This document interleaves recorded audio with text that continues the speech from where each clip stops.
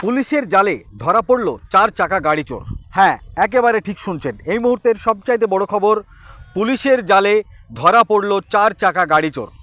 মুর্শিদাবাদ জেলার বহরমপুর থানার তৎপরতায় পুরন্দপুর মাঠে থেকে চুরি হয়ে যাওয়া 4 চাকা গাড়ি উদ্ধার করল বহরমপুর থানার পুলিশ।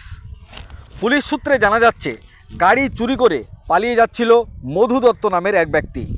গোপন তথ্যের ভিত্তিতে চোর ধরার জন্য বিভিন্ন রকম রণকৌশল শুরু করে বহরমপুর থানার পুলিশ।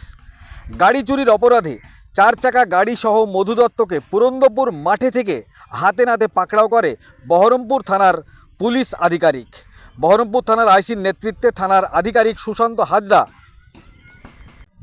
পুরন্দপুর মাঠে গিয়ে ধরেন মধু দত্তকে। পুলিশ সূত্রে আরও জানা যাচ্ছে, অভিযুক্তকে 2 দিনের জন্য রিমান্ডে নেওয়া হয়েছে। তবে এই ঘটনায় আরও কেউ জড়িত আছে কিনা সেই বিষয়ে জোর কদমে তদন্ত শুরু করেছে বহরমপুর থানার পুলিশ। এই ভিডিওটি যারা দেখছেন, ভিডিওটি শেয়ার করবেন, চ্যানেলটি লাইক করবেন আর সাবস্ক্রাইব করবেন। আই লাভ মাই ইন্ডিয়া, মেরা ভারত মহান। আপনারা দেখছেন আখেরিগঞ্জ নিউজ।